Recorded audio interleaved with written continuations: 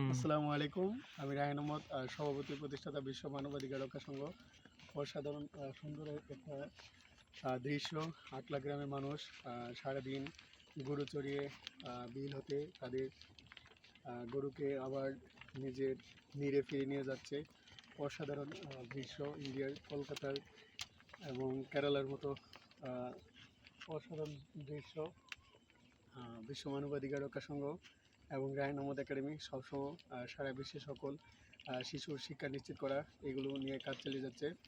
এবং আমরা মাসিয়াতে ইউনিয়নের আটলা গ্রামের সৌন্দর্য অসাধারণ, সম্পূর্ণ প্রাকৃতিক এবং ঐশ্বরিক এবং স্বর্গীয় একটি সৌন্দর্য লাগে।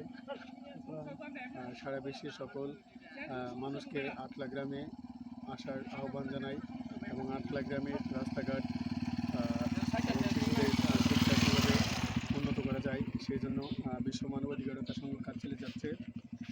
আমার একটি লক্ষ্য সারা বিশ্বের সকল শিশুর শিক্ষা নিশ্চিত করা এবং সারা বিশ্বের সকল নারীকে যৌন সহিংসতা, যৌন নিপীড়ন এবং ইত্যাদি হতে কীভাবে রক্ষা করা যায় এবং মাতৃমৃত্যু হার নিয়ে কীভাবে আমার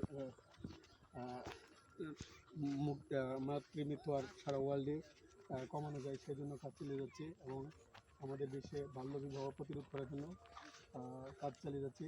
এবং ইউনিসেফের একটি তথ্য মতে, বাংলাদেশ সরকারের একটি তথ্য মতে বাংলাদেশে 2025 সালে প্রায় 56% বাল্যবিবাহ ছিল। সুতরাং বাল্যবিবাহ বা চাইল্ড ম্যারেজ কীভাবে বন্ধ করা যায় সেই জন্য বিশ্ব মানবাধিকার রক্ষা সংঘ এবং world human rights preservation organisation কাজ চালিয়ে যাবে।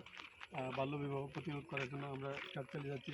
আপনার সব শিশুকে, বিশেষ করে মেয়ে শিশুদেরকে আরও বেশি শিক্ষার আওতায় নিয়ে আসার জন্য বাংলাদেশ সরকার, ইন্ডিয়া সরকার, আমেরিকা, ব্রিটেন, কানাডা, ফ্রান্স এবং ইউনেস্কোর দৃষ্টি আকর্ষণ করছি। আমরা শিশুদেরকে শিক্ষার আওতায় নিয়ে আসার জন্য কাজ চালিয়ে যাচ্ছি এবং আমরা একটা ইনক্লুসিভ সোসাইটি প্রতিষ্ঠার জন্য কাজ চালিয়ে যাচ্ছি। অন্তর্ভুক্তিমূলক একটি শিক্ষা ব্যবস্থা ছাত্রদেরকে জীববৈচিত্র্য বা বায়োডাইভার্সিটি কীভাবে এনশিওর করা যায় সেই জন্য বিশ্ব মানবাধিকার রক্ষা সংঘ এবং রায়হান আহমদ একাডেমি কাজ চালিয়ে যাবে।